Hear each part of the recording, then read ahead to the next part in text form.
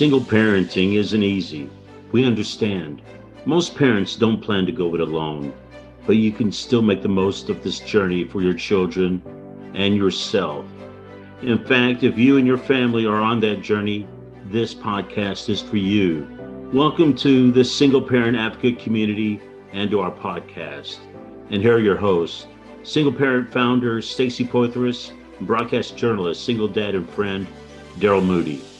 Hi there. Welcome back to the Single Parent Advocate podcast. I am your co-host, Darrell Moody. We have taken some time off, Stacie and I, for the summer. We've had a lot going on. She has over there in Dallas, and I have here in Orlando as well. So we want to thank you folks for joining us wherever you are, wherever you're listening to us, whatever podcast platform you are listening to the Single Parent Advocate. We appreciate that you are there. Stacie, how are you doing? It's been a really busy summer for both of us. And like I said, we took a few weeks off, but how have you been? Darrell, I have been moving and grooving. It is back to school season in the summertime. It's kind of funny. Right at the end of the school year is when we go into really planning and executing all of our back to school outreach. And so this past summer, it was really, really cool. We had a wonderful, wonderful partnership with Gateway Dallas Church. I just can't say enough about them. We were on location there, and we provided school supplies along with them for up to 450 children. And so we ended up having over 100 families and 350 students on site in early August. And these young adults and students and kiddos were packed down and boiled over with school supplies.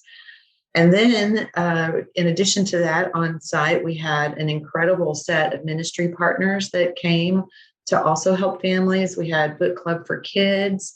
We had Dress for Success was there, handing out purses filled with personal items and offering career help for single parents. Then another group called Cleanup was there doing haircuts and providing clothing for the families. We even had a ministry that came in and did ice cream, and we served hot dogs for everyone and lunch. And you should have seen all the grilling team that was there. There was about a team of 15 men who were back there grilling 1,500 hot dogs. I was so impressed because it was already over 100 degrees outside, right? And so cooking 1,500 hot dogs outside on a Texas afternoon is kind of questionable in the whole mental wellness arena, but we got it done and everybody had such a great time. I put a video up on YouTube, on Single Parent Advocates YouTube channel, that shows a synopsis of everything. We had great pictures, and even the Louisville Independent School District students brought STEM activities, science and technology experiments for everybody to do. So it was just a big, big, big effort and a big, big, big success. So I just thank all of those that were there. We had Matthew 6 Ministries on site as well, and many, many others. So that was my summer, Darrell. Now, I always like to focus on the logistics of Single Parent Advocate and what you guys do, because I don't think people understand what kind of an effort it takes to fill 400 backpacks with school supplies and get them in the hands of families that need them. How many volunteers did you have? So we had sections of volunteers. So we had about 25 volunteers that were in an assembly line, and like a horseshoe shape, where the kids would start with their families to get a bag that was, to put items in and get a backpack. And then they would go get their binder and composition notebooks, and then they'd go get their spirals, and then they'd get their crayons or their map colors, and on down the line. And we have two different paths, if you will. We have the elementary path, and then we have the middle high school path. And so those are a little unique. So everybody goes and gets the items that all the students need, and then you go right or left to if you're a middle or high school student, you may need a calculator. You can have a sharper pencil, different unique things. The erasers are a little bit different.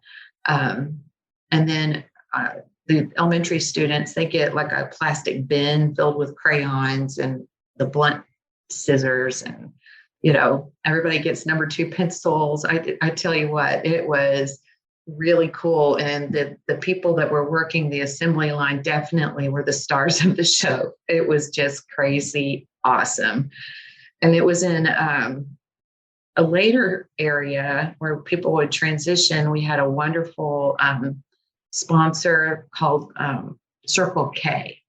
And so Circle K, because of gas being so high right now, they gave us sort of a rebate to be able to provide gas cards for all the families that came. So every family got a gas card to fill their tank up, so the trip down didn't hurt their budget. And then after they went to that station, they went into the STEM area, and there was like a craft and a book station. And so each of those stations had different volunteers, usually students were in that department. And then after they left that area, they went into a third area, which was, getting a family school picture, picking up a purse if the mom would like something for her from Dress for Success. And then they went outside, and it was this beautiful shaded courtyard where there was face painting and clowns and characters and, haircuts for kids under the shaded trees and ice cream and all of that. So hot dogs. It was really, really, really a blessing. Families were just so grateful. And we really did have a great experience. Now, I understand when you're doing something like this and you're filling backpacks, a lot of the individual items are donated, but do you have any idea what kind of value that is of all of the supplies, the backpacks, what's a dollar amount for this kind of thing? Well, that's really a good question this year because of inflation, because of the supply chain problems. We went from previously filling a backpack and providing a backpack for about $25. That was our per backpack kind of cost.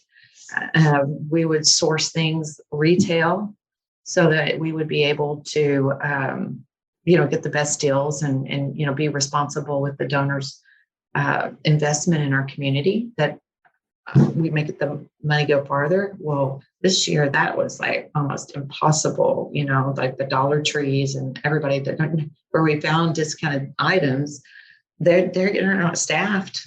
Sometimes they're not open, Dollar General, things like that. And so we made the decision to work and get a corporate account with Amazon, and we ended up just ordering everything. And it ended up being $65 per backpack that way. So I have given the kids trapper keepers? Yeah, no, they weren't trapper keepers. They were just, the regular white binders, that they got everything. They got their folders, brads, spirals, composition notebooks, notebook paper. I mean, by the time you picked up what was for each student, it was, it felt like 20 pounds to me. It might have been 15 or 20 pounds. But at the end of the day, that felt like 50 or 60 pounds after lifting a few of them for a while. But we had, I would say volunteers, we at least had, there's a volunteer picture I have, there's at least 50 volunteers. And then, that's another side of an event, is creating a wonderful volunteer experience for all of those life changers that come out and invest in the lives of the organization and of the family, right? So 50 volunteers, even PNC Bank, they sent out a team early in the week to help stage the event. And so that, if I counted all of them, it was probably more like 60 volunteers, 60 at least. And then, our leadership team. And you mentioned the inflation aspect of all this. I wasn't even thinking about that. I mean, so talk to me about what the parents said to you. I mean, between getting a gas card and having the the kids, school supplies provided for them. I mean, that's a tremendous help to families right now when we really need it most. Yeah, there were a lot of families who were just moved beyond words. There are some new families, in our groups that haven't experienced this before, and they were blown away with the kindness and the thoughtfulness. Like literally, there was hardly anything that they would have to go and get at the end of this. Maybe they need to get tissues or Clorox wipes for the classroom. Maybe they'll need to get, some school clothes and stuff. But this part of it was taken care of. And I think this year it felt like more of a relief than even in years past. And it's already been, a very, very big assistance for families in the area. And I'd love to take it, this concept that we created into other areas someday. It would be awesome to come and help some single families there in Orlando. No, that's awesome. I mean, we have those efforts here as well, and lots of book bag drives and that sort of thing. I'm just wondering, did any of the mothers and fathers come to you and tell you, any stories about how this has impacted them? We have several families that I'm in communication with that are having trouble with rent and electricity, and trying to find resources to bridge that gap so that they can keep their lights on and stay, in their homes or apartments. There are lots of efforts, to, especially, during the summer when it's so hot, and you have to use your power, right? I mean, there's not a lot you can do. I mean, you need to have your power. So we've been working through helping them in other areas. As a community organization, we don't provide duress relief at this point in our outreach, but what we do is we try to provide relief in other areas so that families can save their money to pay their light bills or things like that. So whether we're helping through the holidays with food and Christmas stuff, the whole idea is that the family would still be able to enjoy the holiday, get back to school in a great tooled up way. And then the parent can use the funds that they have earned to take care of those kinds of expenses. But truthfully, Darrell, it feels like that, it's a never ending, thing. You're going to put your finger in the dam to hold the water back. And then, by the time you get that hole fixed, then another hole goes. And it's like the more people you help, the more those folks go back to their networks and they go, hey, I found this great organization. And it's like the more people you help, the more people you find out need help. I would imagine, as somebody who's orchestrating all this and managing a nonprofit, it has to feel a little overwhelming. Yeah, there's a really close organization that, they have more years in existence. They have a bigger outreach for families that are primarily in a poverty situation. And they get funds, monthly, sustained giving. And they communicated that they had spent all their money helping families in the first 2 days of August and had to put a call out for more funds to try to help families. And so we are trying really, really hard to be creative, be resourceful, think on our feet. What work opportunities can we find? How do we source and be familiar with duress relief agencies that people can be directed to? I think I need to welcome a new blogger that can talk about resources. Maybe we can talk about, now that we're back from the summer, bring on some resource specialists onto the podcast, and let's talk about, what are some ideas that are actually working in and around the country, especially in Texas and in Florida. Which, Stacie, is a perfect segue into North Texas Giving Day, which is just weeks away. Oh my gosh, you're so good. Talk to me about the ramping up for that. So North Texas Giving Day is an annual fundraising frenzy. And this year it's sponsored by Amazon. And so you have like 500 or 600 nonprofits sign up, and they go and create a profile page on the NorthTexasGivingDay.org website. And so, you post social posts and get a matching sponsor, and just let your fans and community fundraise. And what I love about North Texas Giving Day is it's really the whole giving and care and cause community coming together. And together, I think every year, millions and millions of dollars are raised. And of course, the larger organizations, they get more of the revenue. But if you are a single parent supporter, or you are a single parent, there's ways to go online and donate, small amounts to big amounts. It doesn't matter. The cool thing is it's matched. And so every dollar is matched for an agency that you choose. So I want everybody to, obviously donate at NorthTexasGivingDay.org. You just go there and look up Single Parent Advocate. We have a profile page there, and we'd love it if you'd give and share. All month long. Giving Day is on September 22nd, but the ability to donate starts this week on September 1st. That's awesome. And Single Parent Advocate is also registered with Amazon, if I'm not mistaken.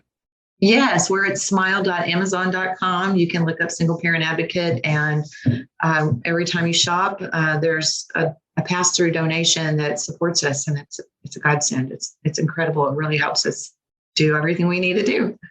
Awesome. And as we get closer to North Texas Giving Day, you can share with us the plans for Single Parent Advocate and what you guys are going to be doing with that specifically. So for folks who listen to the show, you kind of know the format. We either bring in a guest and we interview our guest and share their knowledge with you, or Stacie and I kind of talk about our own parenting struggles as a single parent.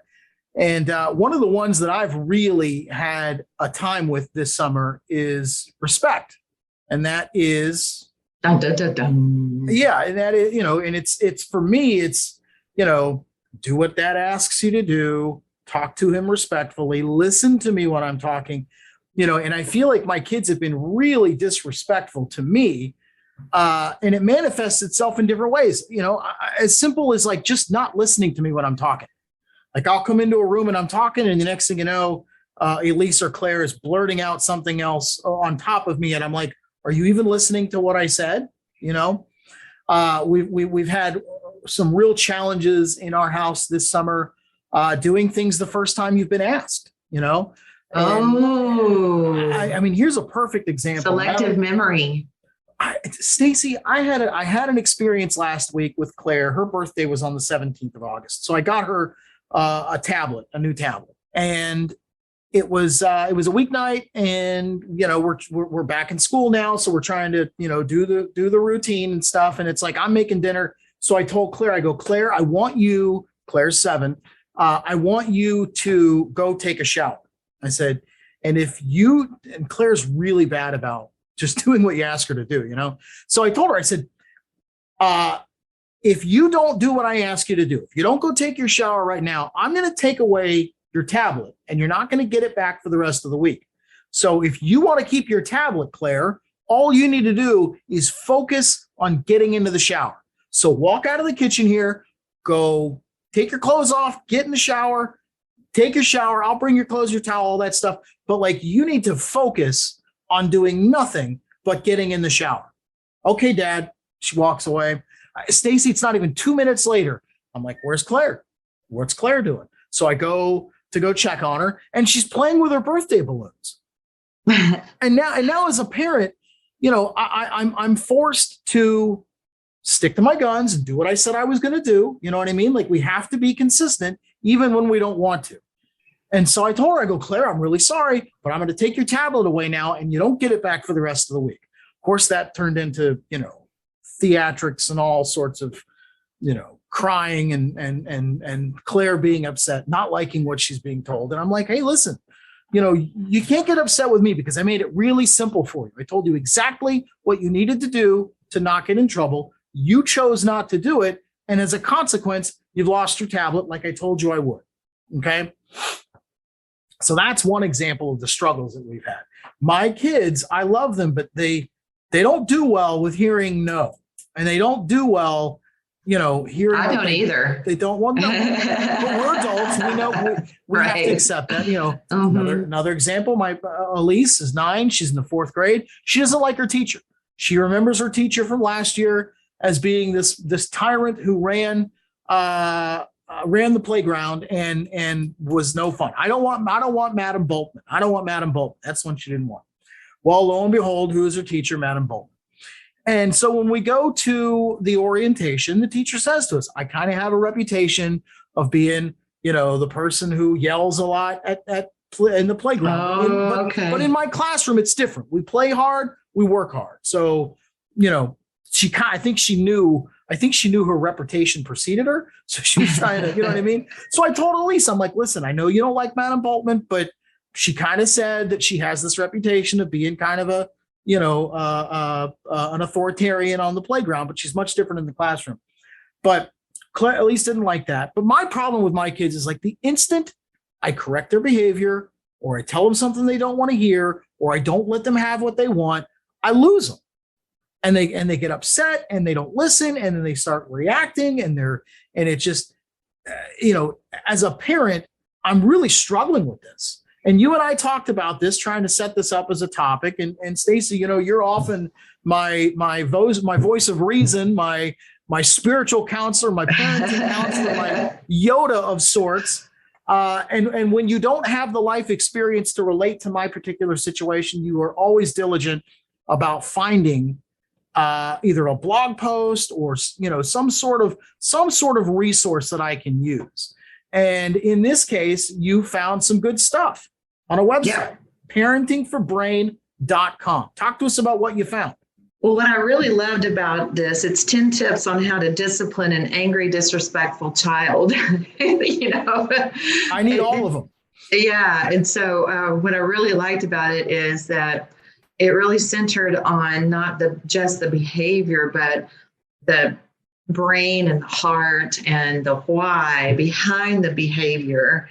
And as I read it, it just really talked about, digging a little deeper and making sure that, you don't react and basically, lose them, like you say, when you react and start yelling or, being too authoritarian, what happens is they don't feel loved, right? And who would, right? I mean, nobody feels loved when they're being yelled at and bossed around. But the main thing that I really liked about it was it dealt in what this author calls emotional regulating skills, all of the different types of why. Like one of the things that stuck to me right now in the article related to ask your child why they are so angry, instead of, just shutting down and making them shut down, but dig back into it, stay calm and dig back into it. And it really is amazing. What stood out to you as you read it, Darrell? Well, I just want to address your point about talking to the kids about why they're angry. And in my own personal journey, I learned through therapy that we as people tend to react with the simplest emotion. And even though, there could be shame or embarrassment or anger, there are other emotional factors that come into play for why you're getting this reaction out of your child or an adult, in my case. It's not, we react with anger, but that's not really what we're feeling in that moment. So what I really love about this blog post is that it kind of teaches us as parents strategies to get to okay, so why are you upset? You don't feel heard, or you don't feel respected, or you don't feel like you're getting what you want. Let's talk about that. Right. Yeah. This person said, and I'm going to quote it. It says, if you become angry at being disrespected, you ignore the feelings of your child while demanding that they attend yours. And that is I didn't realize it until I read it this afternoon, Stacie, but that is the pitfall. That is my mistake. And I'm realizing now that I'm losing my mind and I'm all upset about the way my kids are acting disrespectfully, but I need to take a long, hard look in the mirror and be honest with myself about what I'm modeling for them. Exactly. Well, that's the first step that they recommend. You remember I talked about 10 things, and it's staying calm, because we want our children to be calm. We need to be calm. And I remember me and my son, we always, I felt like I was also very intense as a parent, and really just very passionate about him succeeding, in every possible way. And one time, he was having a hard time spelling the word the THE. And he was, where we really kind of clashed was doing homework. He was always cooperative, always kind, mostly obedient, but I went crazy on him. Like when I felt like he wasn't studying enough and wasn't being attentive enough, respectful of the opportunities that have been put before him, appreciative, et cetera. And I really feel like those moments are the moments in our family where they built up over time. And so when he became an adult, he's been, a little at arm's length. And that's hurtful. It's a consequence of not knowing the power of staying calm. And I know there's many parents out there who that's a strength for them, and their area is of growth is somewhere else. But staying calm is the first step to developing mutual respect in any relationship. And Stacie, I had no idea that when I was getting upset at the kids for not being respectful to me, all I was modeling for them was, this is how you act disrespectfully. And I would get, why are you doing this? Why we talk about this all the time? Why aren't you listening to me? Why you need to show respect? You need to show respect. The second point in this blog post, Stacie, says, identify the cause for disrespect and focus on teaching problem-solving alternatives. So you got a kid who is reacting with anger, and that anger manifests itself in disrespectful behavior. So now you got dad who gets upset because the kid's being disrespectful. Now I'm modeling disrespectful behavior for her. And I realize that this is just a perpetual snowball that's just going to get worse until I change my behavior for the kids. And I think, well, one of the questions that they bring up is, it's not really a question. It's like, make sure everyone's safe. Because when we get angry, we get all crazy inside and out sometimes, right? And so to me, a real level setting question is, do you feel safe right now, right? Or are, making sure that you're safe emotionally and physically, right? I'm not quite following you there as far as, that part was kind of lost on me, because as a parent, I think we're always safety conscious, but maybe emotionally safe. Emotionally, yes, absolutely. And they're not in a safe space to feel their emotions the way they really are. Yeah. And so it's they not act okay. out, and so they act out in anger, which to us sounds disrespectful. This was such an eye opener for me, Stacie, because I realized that, I'm banging my head against the wall and I'm upset with my kids, and I'm like, here we are talking and arguing about the same things week in, week out, and I haven't changed my behavior. I'm not thinking outside the box. I'm not trying anything new. Right.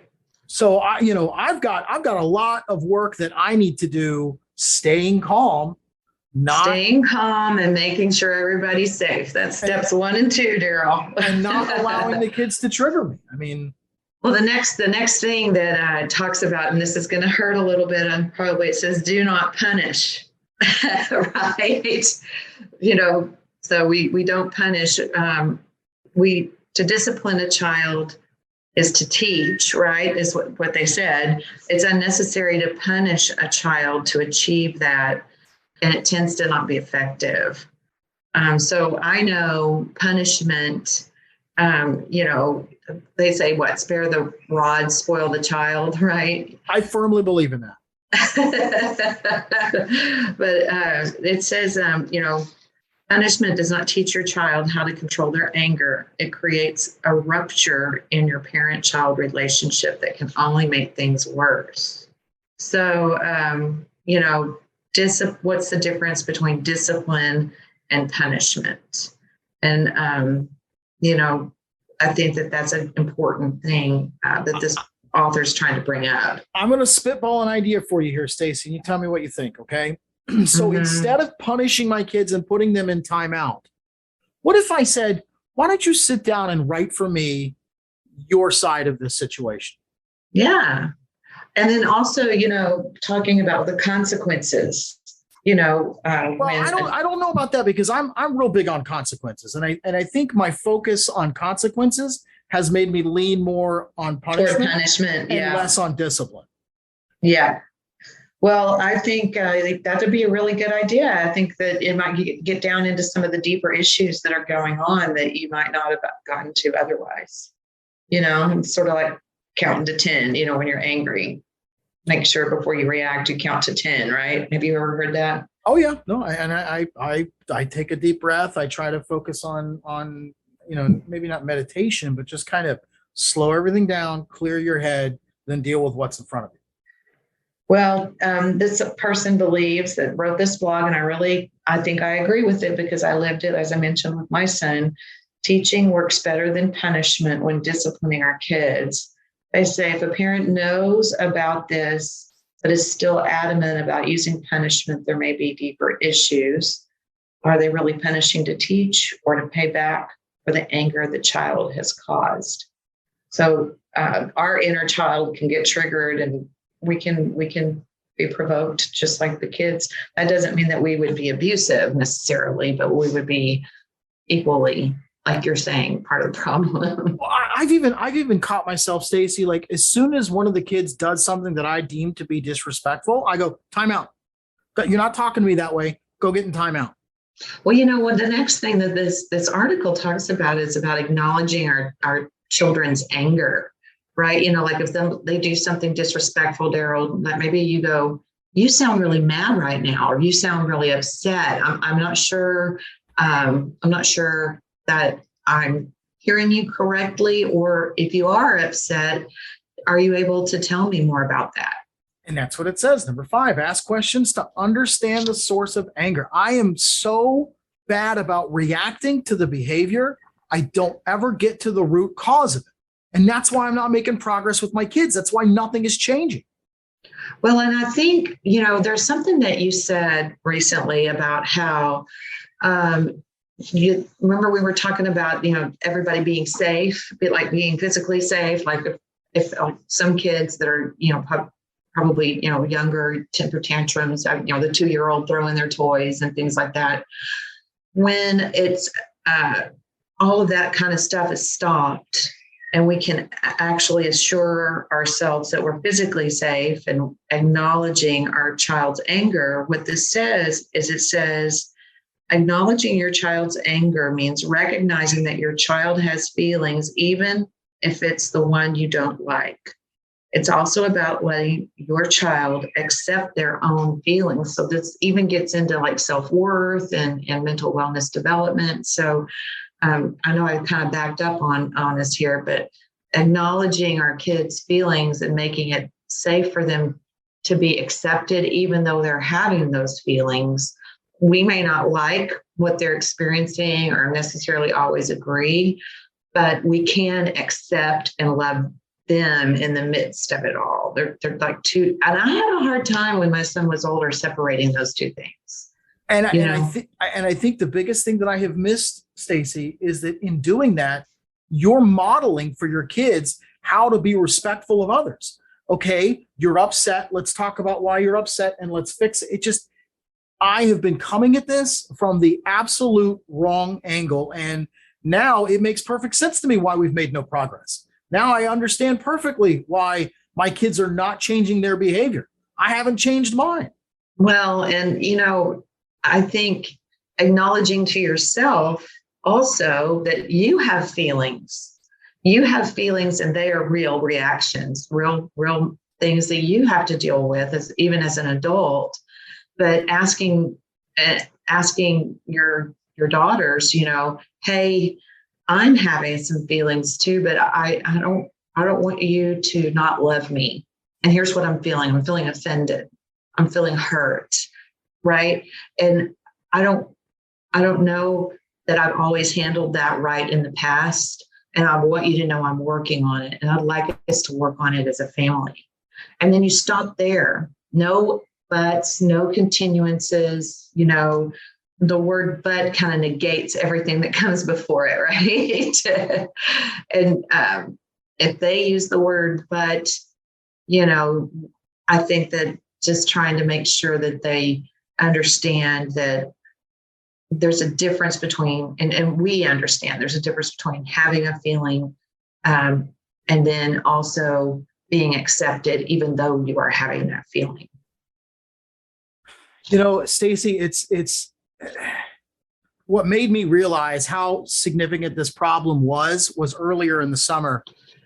I agreed to babysit my niece for the evening so my ex-wife could go out with her twin sister and her twin sister's husband, and they all went to go see Chris Rock. So they asked me, the night that it was going on, I had the girls, and my ex-wife asked me, would you be interested in, watching Avery so we can go see Chris Rock? And I said, absolutely. Oh my gosh, I would love to. That'd be so great. I miss my niece. I love the kid dearly, and I haven't, seen her in months. So she is staying with us and for the evening. And there was a point where I asked the girls to go brush their teeth to get ready to go to bed. And they just started giving me a hard time, and we're not doing what I asked them to do. And I yelled at them and they yell at me, and back and forth. And my sweet, innocent 7-year-old, wise sage of a niece looks at me and says, Uncle Darrell, I can't believe that they would talk to you that way. You do so much for them. You take them all these great places and you buy them all this stuff. I'm so sorry. I can't believe that they talk to you this way. Stacie, my kids have humiliated me as a parent many, many times, but that was the lowest low that I have experienced as a parent. I felt like an absolute failure. And I felt like a 7-year-old child was identifying for me what a failure as a parent I've become. And now that I've dug into this blog and I've been given these new strategies of how to address my kids' behavior, I'm really excited for this weekend because I'm going to try and implement as much of this stuff as I can. And I'm fairly certain that I'm going to see a difference in the kids. Oh, absolutely. Making sure that we ask the questions to understand the source of our kids' anger, maybe start there before there is a moment, and say, hey, we've had some really tense moments this summer. And I'd just like to spend a time, maybe private time, with each of the girls and just dig into, first, are you willing to open your heart to me about this? Do you feel safe? I want you to feel safe that you can have feelings and I will always love you. And do you know, is there something you're not telling me that makes you constantly be so angry?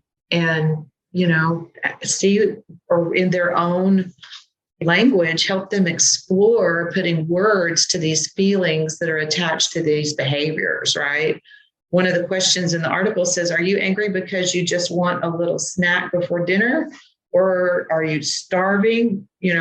This person was actually dealing with a specific incident. But I think in your situation, you could say, hey, I want to have a private talk with each of you. Now, those ladies are going to compare notes, right? But at least they would be private in their own feelings to be able to talk to you about how each of them is feeling independently. Well, I did call Elise today on my way home from work, and I told her, I said, I read something that has really kind of opened my eyes, and we're going to, I'm going to approach this stuff from a different angle. And I just kind of said, I'm going to handle things differently and you're going to see it. But in doing this, what we actually accomplish is that we're teaching our kids how to regulate their own emotions. I've been modeling the wrong behavior for them, Stacie. I've been losing my temper and yelling at them and jumping all over them and just punishing them left and right. And I, there was one of the articles that I read had said that, a lot of times when you have adult children who don't show you respect, they never respect it. They just complied to get by. Well, that's what I was referring to with my son. I mean, I'm not sure Chris would say that, but I think pretty close. I'm going to quote the article real quick, Darrell. When you ask questions, you teach your child to name and describe what they are experiencing so that they learn how to tell you instead of using rude and disrespectful behavior or making snide comments to get their point across.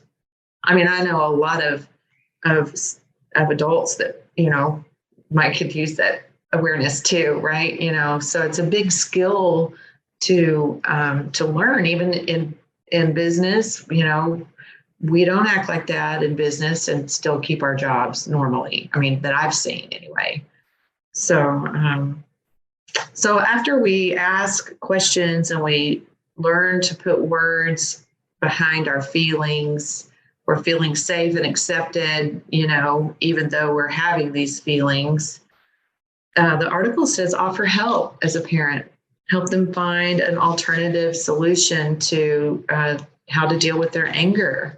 It's just so counterintuitive to what I've been doing, Stacie, because to me, you address the behavior, you punish the behavior, and then hopefully they learn while they're sitting in timeout. But I mean, it's not hard for me to believe that if you follow these steps and you teach them how to express their objections respectfully, you're gonna get a different result out of your kids. As the thunder rumbles behind me, I don't know if you can hear that, but that was a pretty wow. That's rain. Yeah. Well, maybe it says anger stems from a strained relationship between you and your child that may need more work. Help your children develop a secure attachment by being a responsive parent. So you don't just ignore their feelings. You don't reject them because of their feelings, right? And you try to figure out alternatives, help to find alternatives for handling those feelings. And it may, like you're doing right now, it may be, as a parent, we have to change and grow too, right? That's the conclusion I've come to. Because I mean, Stacie, I've been at my wit's end this summer with my kids, and in reading this, I realized that it's probably my fault. Well, taking responsibility and acknowledging things is really a really great first step, right? And then being curious and learning, right? I'm going to go forward with this because there's a couple more things I think are important. It starts talking about, okay, once we're responsive to our kids, we want to teach them emotional regulation skills, which is basically how do you cope, right? Teach our children how to cope before it happens again. So you're going to be talking to Elise. You've already kind of told her that you're going to be talking about this. It says, experiencing anger hurts, but when a person is experiencing intense emotion, letting go is difficult. Teaching your child how to cope before it happens again involves taking a slow, deep breath, counting backward from 10 slowly, talking about how they feel instead of exploding in outbursts. So a lot of people, we talked about it earlier, have you ever heard about counting to 10 before you respond?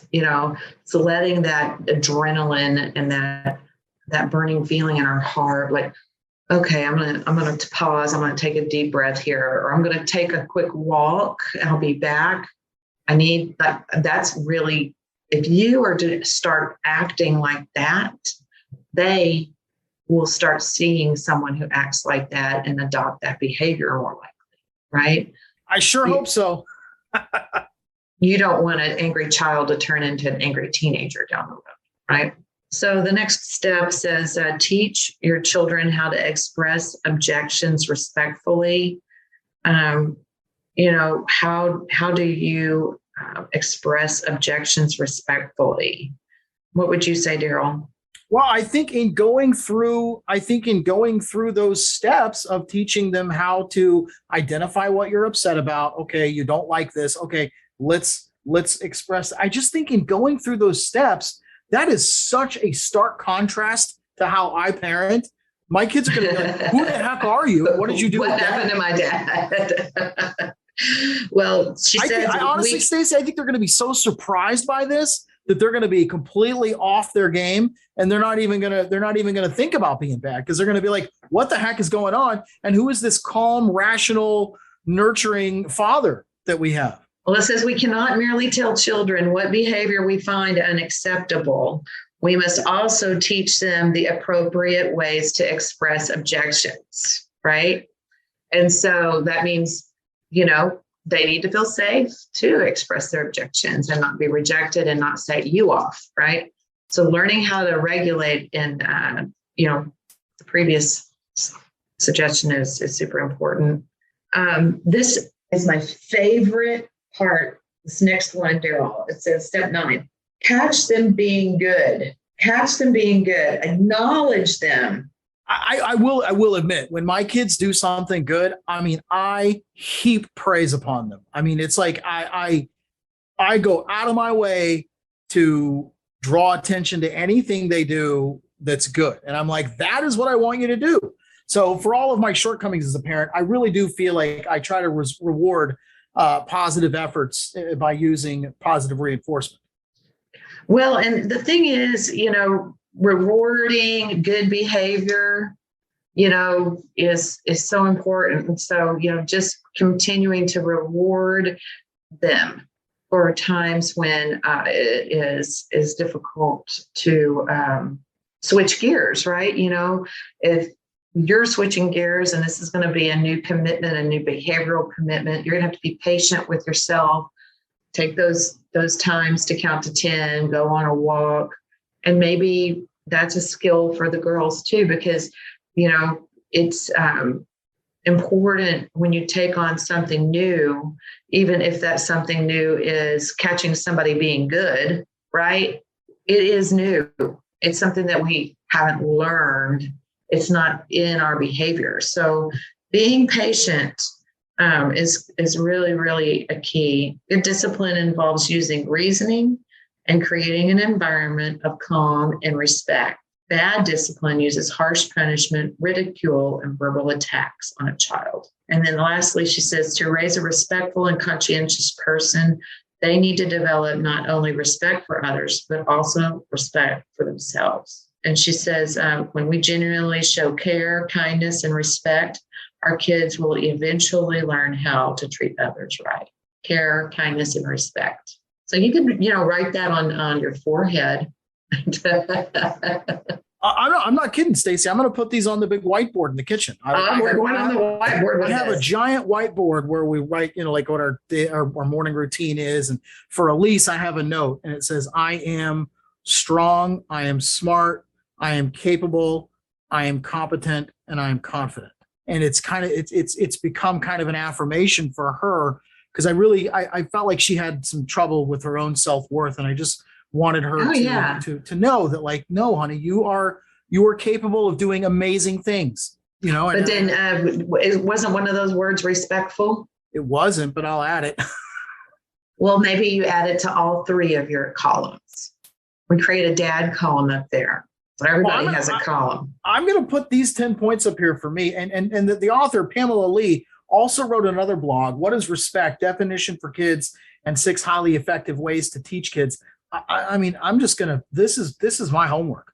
Yeah. Well, maybe we can dig into that article next time. Well, I think it covered the same topic. So I just kind of look at the 2 articles as kind of supplements to each other. But I've got some work to do. I think that's the takeaway for me. Well, and that's the beautiful thing. Parenting is a journey. Peopling is a journey. We're always growing and changing and learning new things, and maturity takes shape at different paces in all of our lives. And certainly this skill about being respectful is part of success. People who are respectful typically are more successful and more satisfied and more accepted, right? Well, like I said, I've got my homework, Stacie. This is really good stuff. This is always educational for me, and I thank you for your insights and your guidance, and thank you for opening my eyes to this. And these are strategies that I am going to do the best I can to implement in my house, because what I'm doing isn't working. Well, I tell you what, Darrell, let's dig into more about this at our next show. Awesome. Well, good stuff, Stacie. We didn't get to this earlier, but a special thanks to the Work Innovators folks, the studio there at VentureX, Castle Hills, the Realm. We want to thank them for their contributions to the show. Absolutely. We wouldn't have Huge Single Parent thanks. Advocate without them, at least the podcast. So I think this is awesome. Yeah. And then next time I'm going to tell you about our upcoming fundraising masquerade in October. It'll be fun. Awesome. Well, I look forward to hearing about that. Thanks for joining us, everybody. Thanks, folks. Have a great day.